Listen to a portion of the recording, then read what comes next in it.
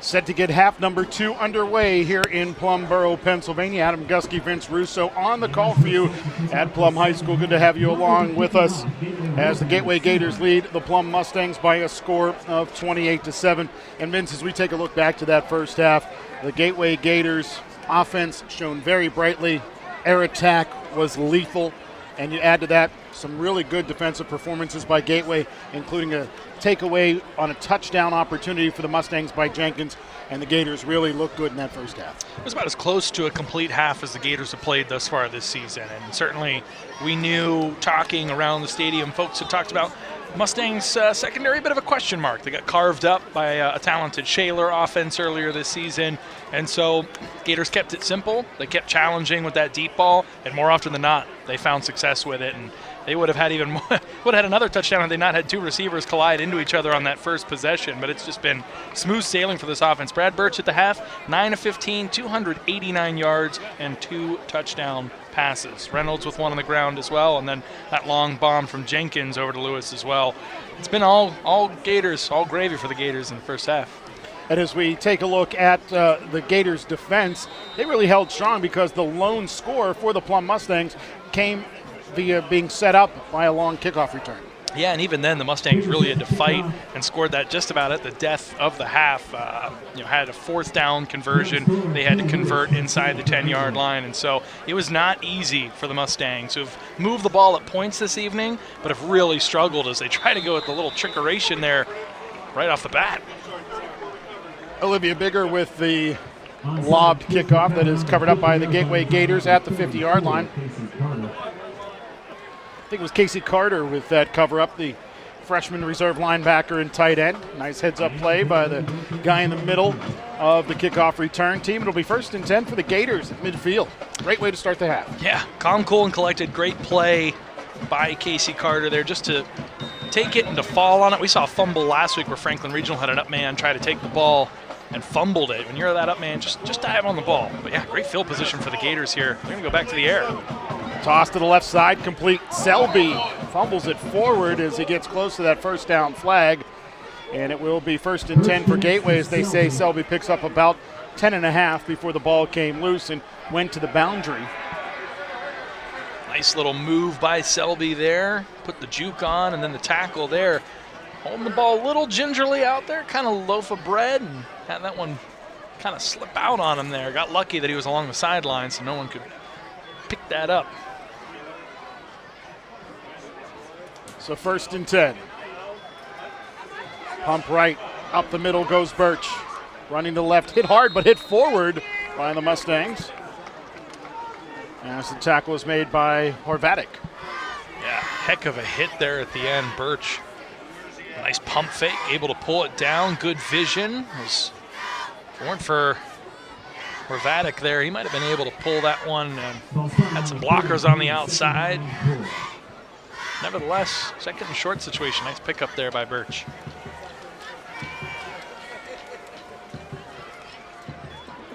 Play action. Birch running right. May have been a broken play here. And Birch is brought down a couple of yards deep in the backfield. And that'll bring up 3rd down and 6 after it was 2nd and 4. Yeah, it looked like it was going to be an option read there when he went to stick the ball out to at least fake the handoff to Reynolds. We don't know if he was trying to go that way or not. Reynolds had already departed the backfield and was out into the flats. And hold your breath a little bit there, seeing Birch come back from injury a few weeks ago. Tries to go with the hurdle and gets hit when he's left his feet. Not what you want to see from your quarterback. Toss left-hand side, complete to Lewis. Lewis picks up a block, but only able to pick up a yard or 2 inside of the 35. And they'll actually mark his forward progress just to the 34, bringing up 4th and 5. Well, probably 4-down territory here. Keep the offense on the field. That play had been there in the first half, and Selby even had the nice little gain there, but a good job by the Mustangs making the adjustment and being ready for it that time. See if they can't find the soft spot in the defense here on 4th down. 2 minutes into half 2. Still lots of time on that play clock as it's down to just 10 at this point.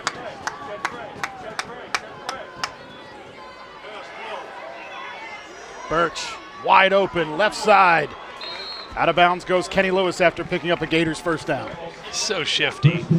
One of those guys that you rarely see him get taken down that time, able to juke a guy out of his shoes. And good play design, good execution. Just get past the sticks, find the soft spot in the zone defense, settle in, wait for the ball. Lewis did a good job, sure-handed, moves the chains.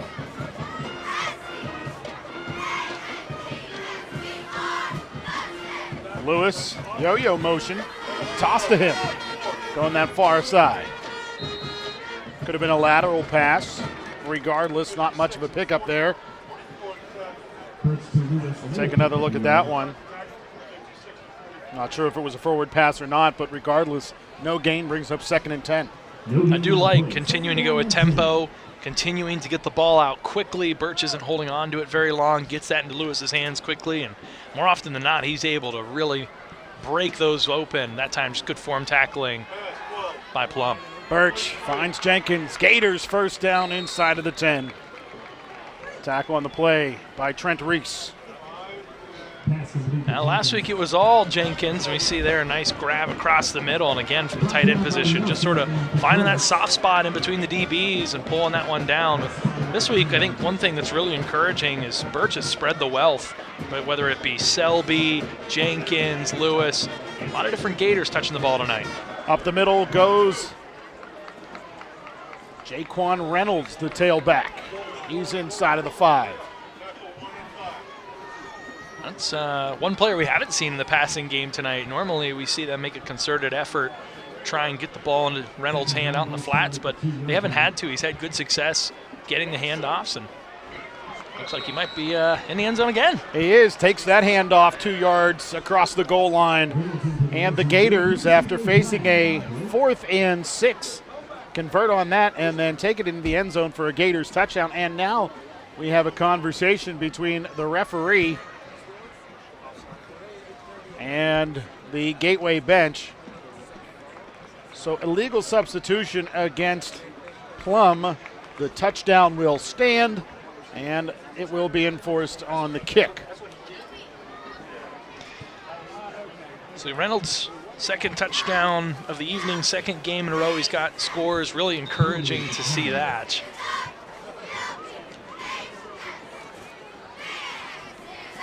PAT is up and in by the tough man, Blake Marsh. The other thing that's really encouraging is we talked about this game last year.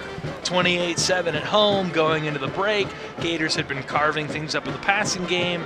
Very eerily similar script to what we saw in this first half. What happens? Gators come out flat in that second half.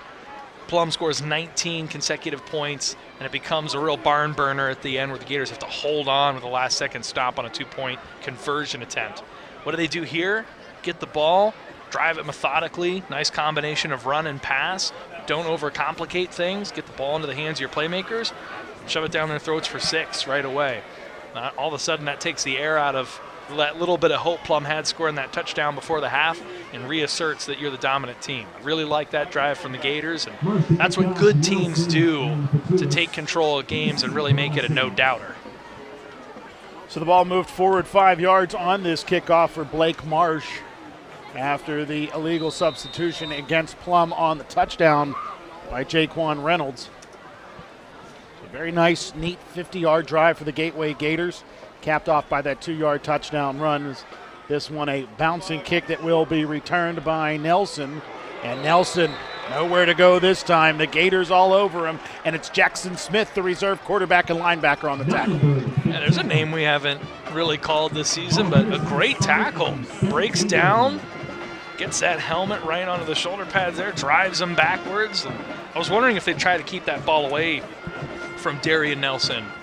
You know, he's got the touchdown on the night. He had that explosive kick return that set up that drive to score the touchdown before the half. I mean, he's an explosive playmaker. We talked about had a 3-touchdown game earlier this season. He's someone that they look to get the ball in his hands frequently. Well, they kicked it right back to him, and nice strong tackle there. Franzi in the pistol. He's going to hand off Odom. Odom's going to be sore tomorrow as he picks up a few there. A little little bobble there on the handoff was not clean. Looked like Franzi thought about maybe pulling that one out at the last moment and almost cost the Mustangs. They could ill afford a turnover here deep in their own territory. We'll say gain of just 2 brings up 2nd and 8. Franzi. He's going to run it himself, running to the right-hand side. And he is brought down right around the 25-yard line. Mustangs fans wanted a flag, but we saw a very similar circumstance in the first half. Kenny Lewis along that far boundary got hit right near the out-of-bounds line. And this one he was sliding down was Franzi. And, you know, unless the rules are different in high school, I think that could have warranted a flag. It could have. Yeah, you absolutely could have made a case. Franzi had given himself up. He was in a vulnerable position. Clearly was already in the slide process. So the Gators get a little bit of a break there. Forces a 3rd and short. Another delayed handoff. This time Odom racing down that right-hand side, grabbed from behind, and the tackle is made by Mark Knight. You got to appreciate Odom. His motor just keeps running harder and harder as this game goes on. He's an incredibly talented young man. First down. Ball now into Gators territory, 1st down and 10 at around the 43-yard line.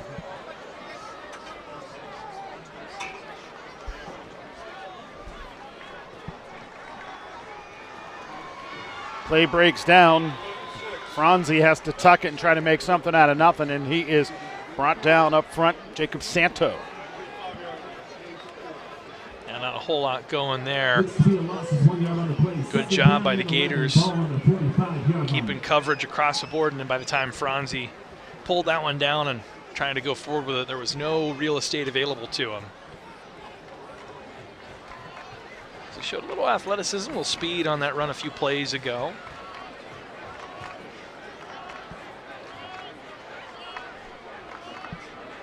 Play clock under 10. Franzi, forward pitch.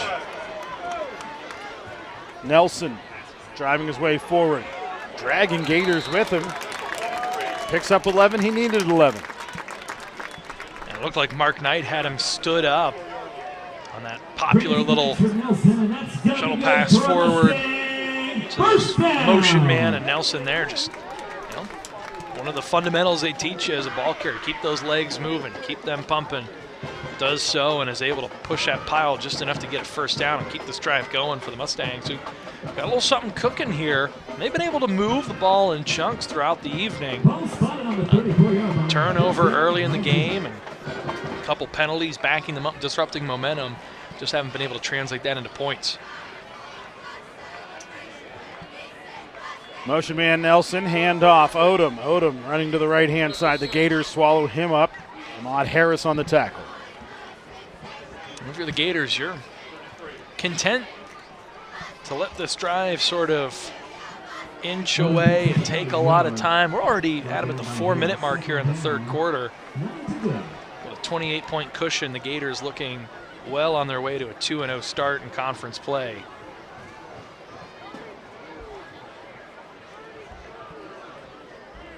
And this clock would continue to run had it not been for that controversial touchdown at the end of half number 1, a touchdown that we're not sure should have been a touchdown on the Wildcat run to the left side by Nelson. Odom saw a wall in front of him, tried to cut around that wall, lost his footing, and the tackle will be credited to Roberson Louis June. Yep, just lost his footing, ran into one of his own players, and credit to the Gators interior lineman there getting such a good push, pushing the lineman back into Odom as he was coming forward to initiate and start his run. So they sort of just literally blew that play up. So it was a mess in the backfield, and Odom runs into his own guy and falls down for a loss.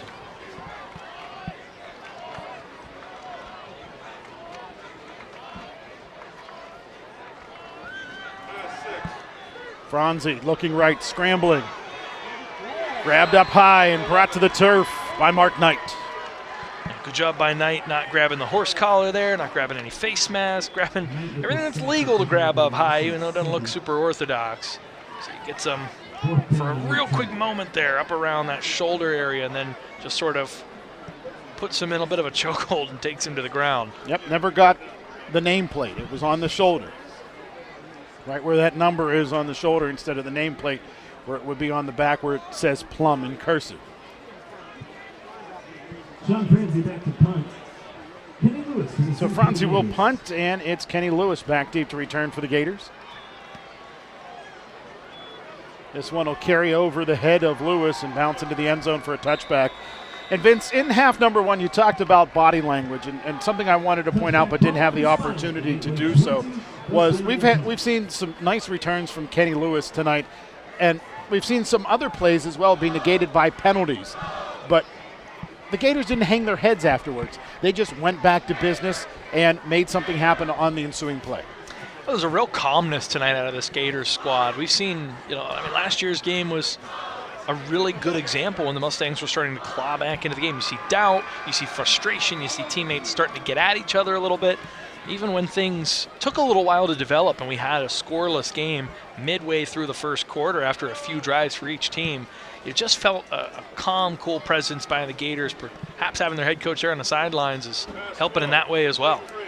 Toss to that far sideline is complete to Jenkins, and the clock will continue to wind as he is brought down over on that far boundary shy of the 30, which is the line to gain. While we have this opportunity, let's clean up some numbers that we talked about in the first half. Jenkins, in fact, is wearing number 3. Derek Selby is wearing number 7. We talked about usually wearing number 8 would be Remy Bowes, but tonight it's S.J. Moorfield, who's worn several different numbers this season. As this will be Jenkins up the middle, or rather, Reynolds up the middle. He's got the Gators first down. The ball came loose, they say, while he was still on his feet, but the Gators cover it up nonetheless. And it's still enough for a Gators first down. Second fumble in 3 weeks for Jaquan Reynolds. He's usually real sure-handed. Not used to seeing that out of the senior ball carrier. Clearly Jersey night, the theme for the Gateway faithful over there on that far sideline. Everybody in some sort of sports jersey. Next week, homecoming at Antamarino Stadium. As wide open is Selby, and he couldn't hang on to it. Beautiful pass by Birch, leading Selby to the sideline where only he could catch it, but he bobbles it, and the incomplete pass brings up 2nd and 10. Yeah, real nice ball here from Birch, right over the shoulder, receiver in stride. Selby had it, looked it in, and then just sort of lost concentration for a second and saw that one bounce to the turf, and so tough break there. Would have been a big gain, and nevertheless still 2nd down for the Gators, who continued to methodically between run and pass really balanced attack moving this ball. Hand off, Reynolds to the left, close to first down yardage as he crosses the 40 out towards the 42. It'll make it a third very manageable one. Getting back to that pass from Birch on the previous play, he just looks like a different player, and I know we talked about it in the first half, but he looks like the Brad Birch that played for Jeanette as a freshman and for Gateway as a sophomore. That's going to gift wrap a first down for the Gators there as he's able to use the hard count, get Jack Tongle to jump.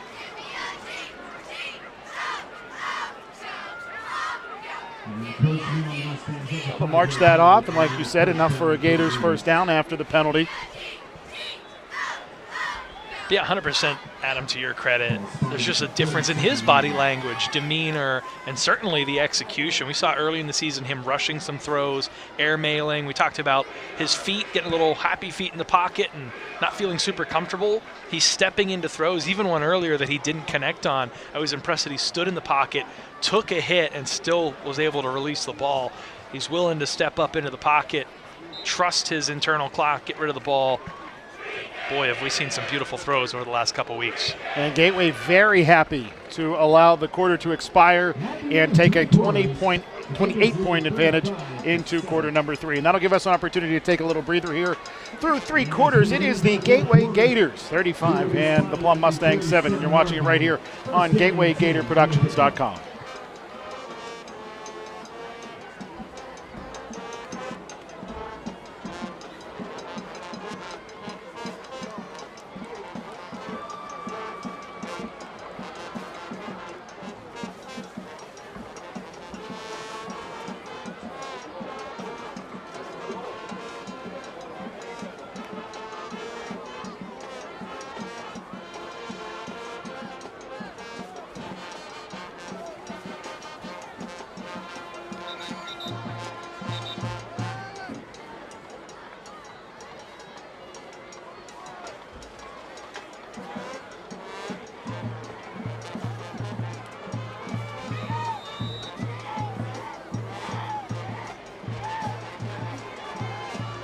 First and 10 for the Gators to start quarter number 4. Birch in the shotgun. The Gators just shy of midfield. Play action Birch. Looks right, throws right. A collision. And Harper is knocked down to the turf, and that'll be defensive pass interference by Darian Nelson. Yeah, pretty simple call on that one. Nelson just had his eyes on the ball and lost track of where the receiver was in his peripheral, and you'll see just impedes completely the receiver from having a chance to make any play on the ball whatsoever. And so not going to get too much of a protest there from the Mustangs, as that's going to march the Gators officially into their territory and keep this drive rolling. What a fast third quarter that was. Gators possessing the ball, and even Plum on their first drive took them quite some time to move that ball down the field. Didn't come away with anything on it, though.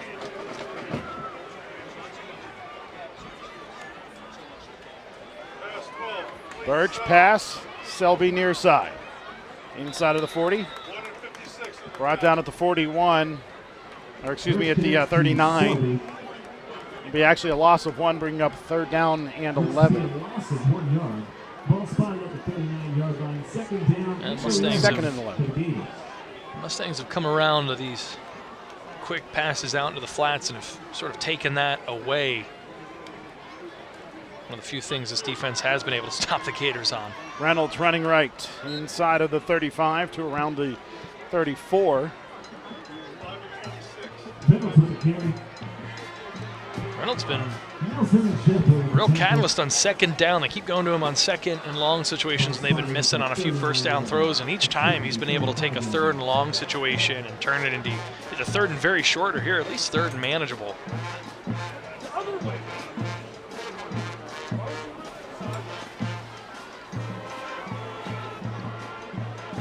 Just over a minute eclipsed here in quarter 4. Handoff, Reynolds driving his way towards the 30. They'll mark him down at the 31. That brings up fourth down. Line to gain is the 28, so it's 4th and 3. Yeah, not a bad decision to run there. Continue to chew some clock. You know that this is 4-down territory regardless, so even if you come up a little short, you're going to run another offensive play and hopefully move the chains, keep that clock winding. Play action. Birch spins out of trouble, tosses it. Kenny Lewis slides down, catching the football at the 5. First and goal for Gateway. Wow, was that beautiful. That's going to be one that ends up on the highlight reel for him this season. The little spinorama. Take another look at the replay. It looked like he was dead to rights and just able to pull that ball down and then keep the concentration, his eyes downfield. Beautiful throw. Gators go to the ground on first and goal from around the 5. Couple of yards for Reynolds. I mean, seriously, though, how do you not get dizzy spinning around like that and pick your head right back up and throw it quickly? That's a whole heck of a lot easier said than done. That was really impressive by Birch there. Mustangs breach the neutral zone, and this will be half the distance to the goal line. Makes it that much easier for the Gateway Gators.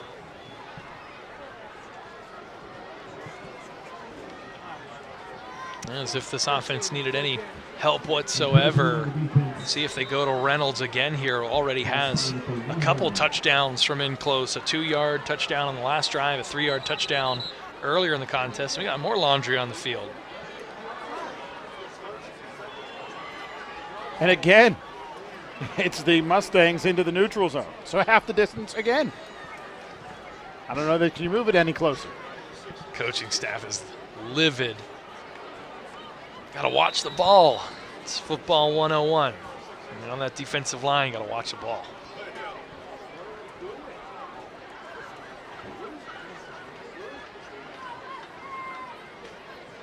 Plenty of time on the play clock. They don't know. They got a player that ran off of the field and now running back on the field. This Plum defense, all kinds of confused. Handoff, Reynolds dancing left, driving his way into the end zone for his 3rd touchdown and extending the Gators' lead to 41-7. And again, you feel really good for Reynolds, who has been a vocal leader on the field, trying to do so much early in the season when things weren't going well, and they continue to have faith in him, continue to get him the ball. Nice to see him really have a coming out party tonight, much like Brad Birch did last week. Reynolds having himself a real big game, a lot of real nice runs in the second half, and now 3 total touchdowns on the evening. Blake Marsh on for the PAT. Holder is Phillips. Snap good. Hold down. Kick up. And that kick is good. And with 8:53 to play here in quarter number 4, we're into the modified timekeeping system as the Gators have a 35-point advantage on the Plum Mustangs, 42-7. It's been that kind of night. We talked about it. There was the long return and the was it not touchdown, but otherwise, the Gators, you really can't speak enough to how well they've played tonight and just how they've looked the part of the team we thought they were at the beginning of the season. This is the first performance. We saw them sort of take over the game against Franklin Regional late, but tonight, just a start to finish, real dominant effort by the Gators. And boy, for as much as there was a lot of doom and gloom around the Gators at 0-3, yeah, you leave this stadium tonight, hopefully stay healthy, and looking at 2-3, including 2-0 in Big East play, and all of a sudden you start to have a lot of confidence in what this season could still be for the Gateway Gators. Whistles blow prior to the ball being kicked by Blake Marsh.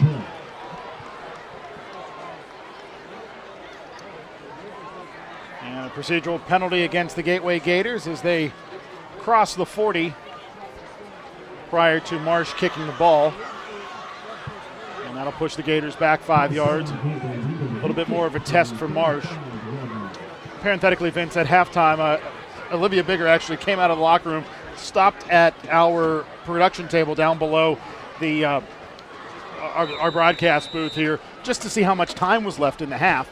And she said she was called into action because their starting kicker broke his ankle, and she's called into surprise action. She anticipated being the #1 kicker as a senior next year, but she's doing it right now. Yeah, done a fine job thus far in the evening. 1-on-1 on the extra point attempt earlier, and a couple kickoffs. I remember her kicking a bit last season at Pete Annamarino Stadium as a flag flies late.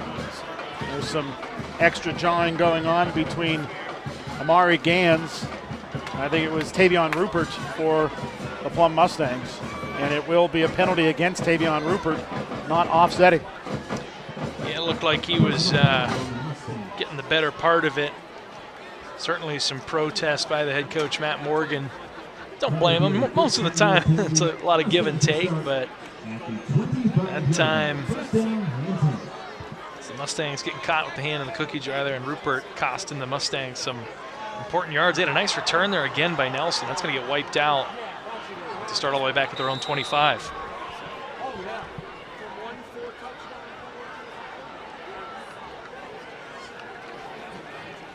High snap. Pass to that far side, pulled in by the Plum Mustangs.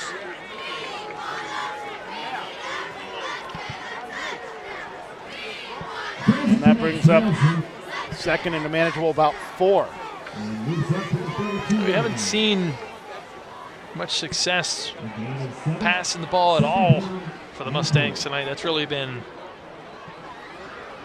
held in check more than anything. Odom has been a tour de force in the backfield, and it's been a bit of a bright spot for the Mustangs. But you're going to get called for a procedural penalty here. But tell you what, it's been a real tough go of it. So it's actually going to be on the Gators. Looks like they get caught jumping offside after they benefited getting the Mustangs to jump a few times on offense the last time. But yeah, really no passing game whatsoever to speak of for the Mustangs tonight. Once they got behind by a couple scores, really made it difficult for them to try and find a way to get back into this game. Couldn't move the ball quickly or possess it and score quickly.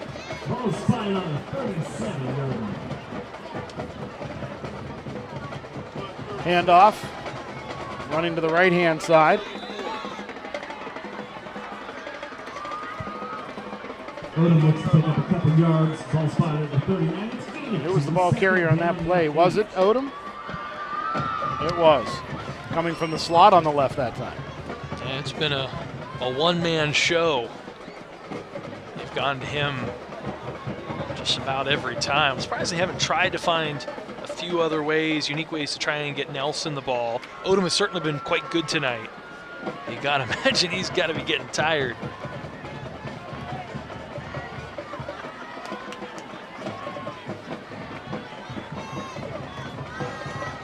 Long handoff. All day, quarterback Franzi was standing there waiting for Odom to take that handoff. And he's lucky there wasn't more penetration by the Gateway defenders.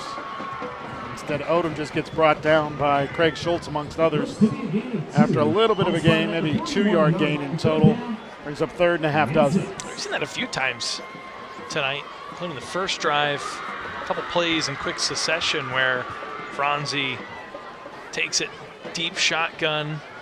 Odom even deeper behind him. Takes a long time for the handoff to develop. And he talked about it. It makes it real hard to get anything going when you already got folks in the backfield by the time the running back gets the ball. Franzi looking left, now flush to the right. Mark Knight tracks him down, and that'll be shy of the first down marker. Yeah, good job to stick with it there by Knight, as you see. Took him a little while to get off of the block there, and then has to take the angle, gets the stiff arm. Could have given up on the play there. Stays with it, almost pokes that ball loose at the end.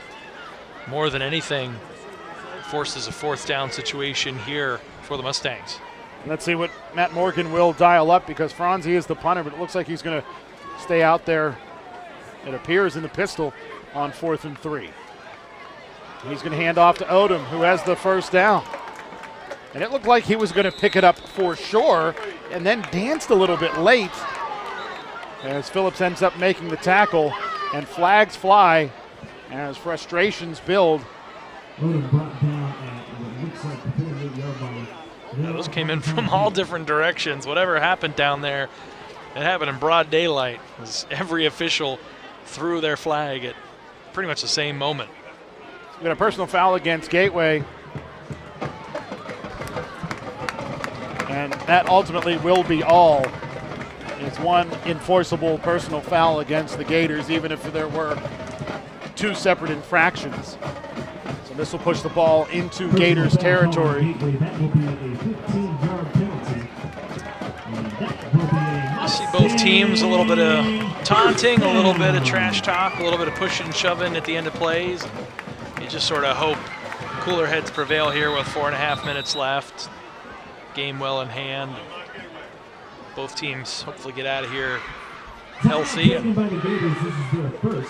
So Gateway takes a timeout, which will stop the clock. Like I said moments ago, we are in the modified timekeeping system, pejoratively known as the mercy rule.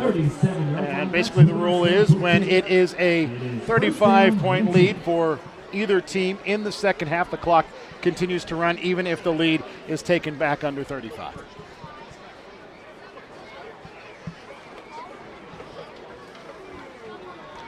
Gotta feel good for the Gators to have a performance like this, just for confidence moving forward. You roll into a contest against Hempfield next week, a game that you feel real confident about being able to win. At that point, you put yourself at 3-0 in conference going into the Battle of the Bell, and really in the driver's seat.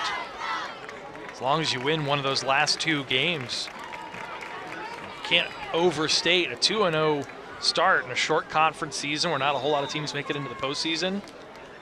It's incredibly meaningful.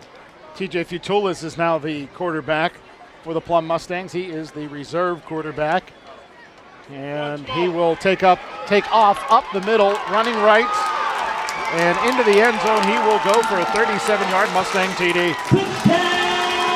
How's that for a debut into the evening? One snap, solid fake handoff there. The Gators bit on it, thought that the reserve running back Elijah Jackson had the ball. You see him get walloped, and then from there, showing off the wheels a little bit. Tillis, a lot of speed on the way to the end zone there. That'll bring on Olivia Bigger to attempt her second PAT of the game. Olivia Bigger to attempt the PAT.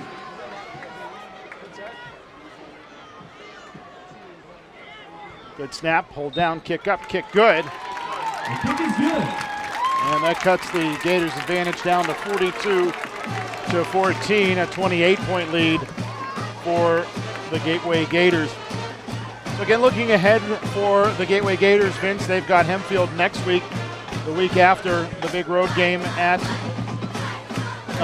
Penn Trafford, before the Gators will hit the road, or rather host the McKeesport Tigers before hitting the road to wrap up conference play against the Norwood Knights, and then finish the season hosting the Central Catholic Vikings. And I know I've talked about this ad nauseum, and I even heard you and Spencer talk about it on my way to the stadium last week, that I really dislike the way that schedule is set up for the Gateway Gators, with 2 out of 3 non-conference games to finish up the season, and games that aren't even in your classification, so they don't have any ramifications on playoff positioning.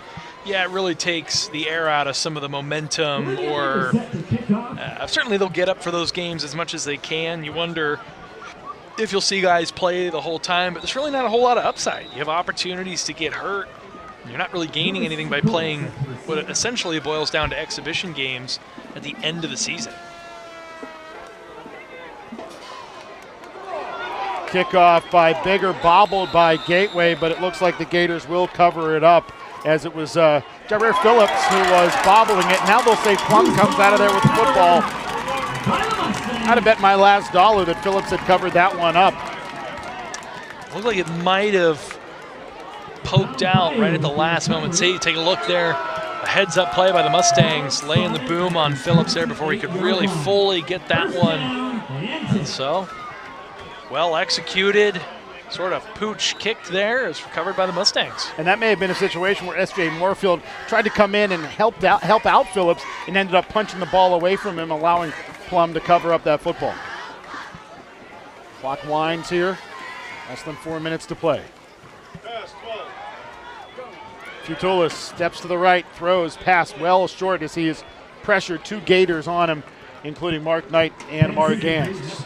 Yeah, Gans able to get a couple hands on the quarterback there. Good job not laying any sort of dirty hit there, or just gets the helmet right between the numbers there and gets a nice little push, disrupts that pass. It's textbook. Really nice play by Gans, and good job by Knight being in the peripheral there as well.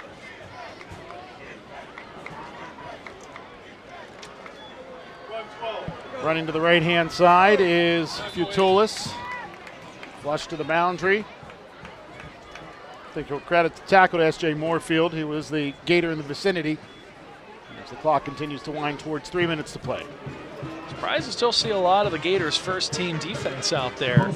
This one pretty well in hand. And you just want to get out of here these last couple minutes healthy and looking forward to another conference battle next week.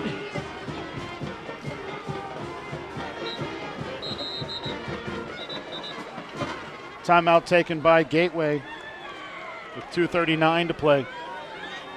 So we've looked ahead for the Gateway Gators. What's ahead for the Plum Mustangs?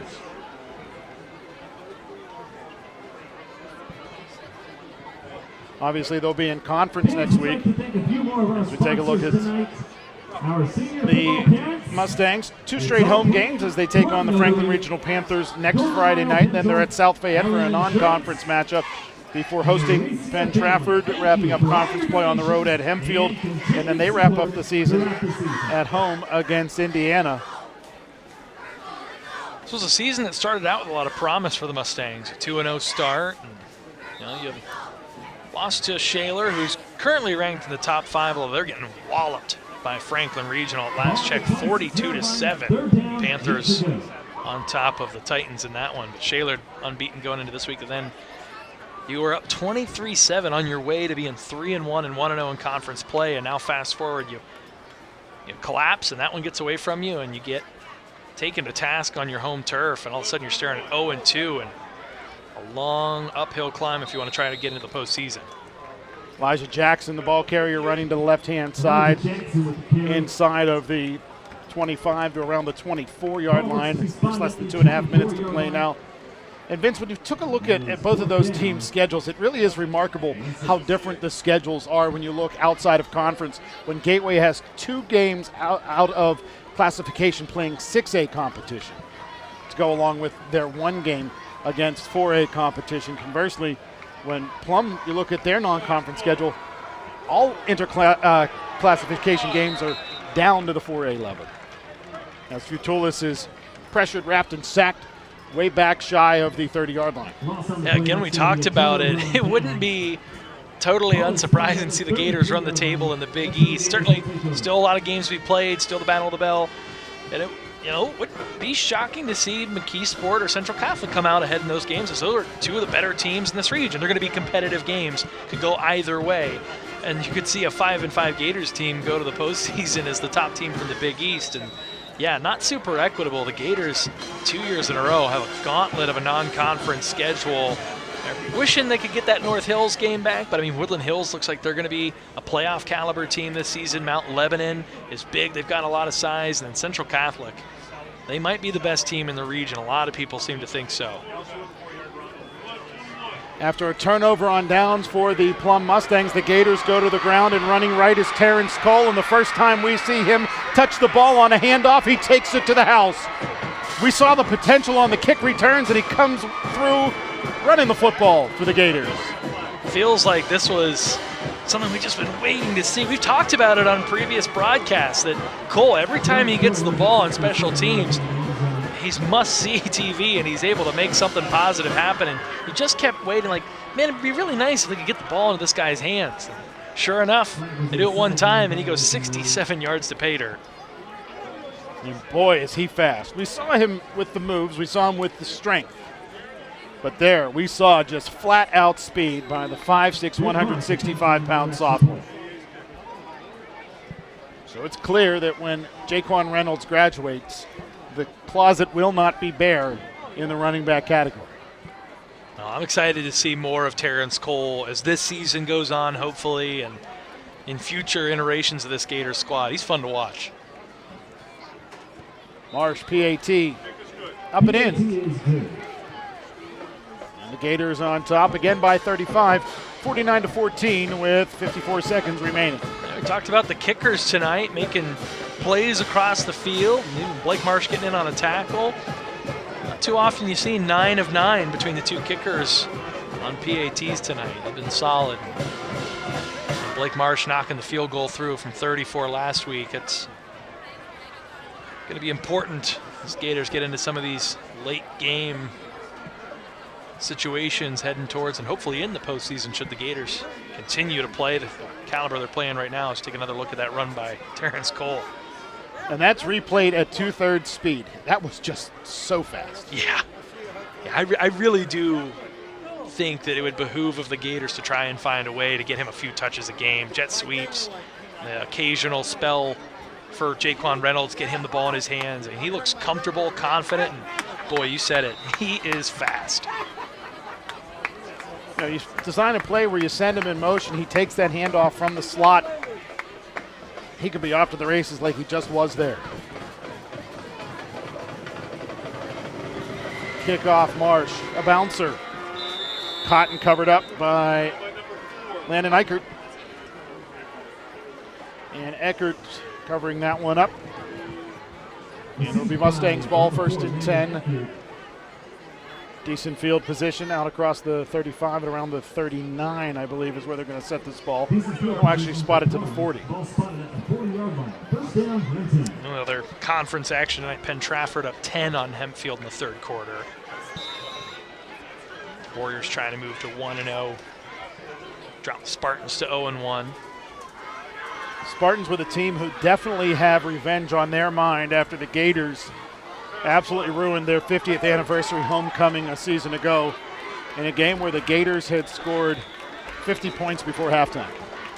I missed that one. I can't remember where I was last year, but I think you and Spencer. That was Matt Bush and I. You and Matt Bush on the call for that one last year, but an absolute bloodbath. And that was a game. Hempfield was undefeated going. First time in years, the most hype. It was the game of the week. And boy, you talk about, and you were there, but way to take the air out of the stadium before that game even really got going. I mean, it was a packed house. The Hempfield crowd was huge. Folks were putting down their blankets long before the game started, scouting out their seats. Parking lots were packed. Some of our crew had to park, half a mile away and walk to the stadium. It was just a remarkable evening for Hempfield, and the Gators just rained on that homecoming parade. Real shame. Running to the right-hand side is Elijah Jackson. And Jackson is brought down inside of the 30. He'll actually spot the ball right at the 30. And this, in all likelihood, will be the final play of the football game as we're down to under 10 seconds to go. Jackson running left. And the Gators will stop him. Tackled by Tristan Houston. And that will do it as the Gateway Gators improve their record to 2-3 overall. But more importantly, Vince, they are now 2-0 in Big East Conference play. And you start to think, if they can go back home next week against the Hempfield team, they should feel pretty good about taking away another win from you. Have the chance to move to 3-0 and then go into the Battle of the Bell and the game against Norman later in the season, knowing that if you win one of those 2 games, you're in a good position to make it to the postseason, and still got a real good chance here, Gators unblemished, to really make some hay and be a conference champion. We saw them get the share of it last year. They exercised those demons by taking care of Franklin Regional last week, who I do think is a quality team in 5A. They're laying the lumber on Shaler tonight, so they're a team that's probably going to be in that mix. And so you put yourself in a really strong position here for the Gators moving forward. And again, that confidence that we talked about from tonight, they just look the part of a conference championship team from start to finish tonight. And so many individuals shone so brightly for the Gateway Gators. Obviously, Brad Birch, the quarterback, leading the way, but we saw big plays from Kenny Lewis. Jenkins played extremely well. We saw Jaquan Reynolds with 3 rushing touchdowns. And then on the other side of the football, the defense was just a great unit altogether. Yeah, Mark Knight making a number of plays from the linebacker position. Those interior linemen, Jacob Santo getting in the mix, getting a sack on the quarterback. They're getting takeaways in the back of the end zone.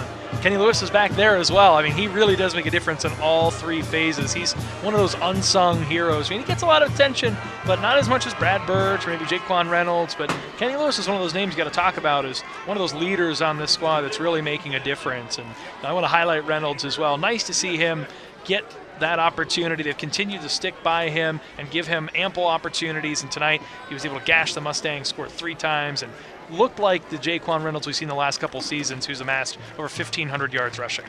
Well, that'll do it for our coverage this evening. We really want to thank our diligent crew for making this broadcast happen, including our director, Lee Schaefer III, our broadcast engineer and camera operator, Lee Schaefer Jr., our camera operators, Dale Breakall and Bree Gusky, our replay operator, Allison Gusky, and my broadcast partner, Vince Russo. I'm Adam Gusky, wrapping it up for you here as the Gateway Gators, now 2-0 in conference. They look to move to 3-0 next week as they host the Hempfield Spartans. You'll see it right here on GatewayGatorProductions.com. Thanks for joining us, everyone.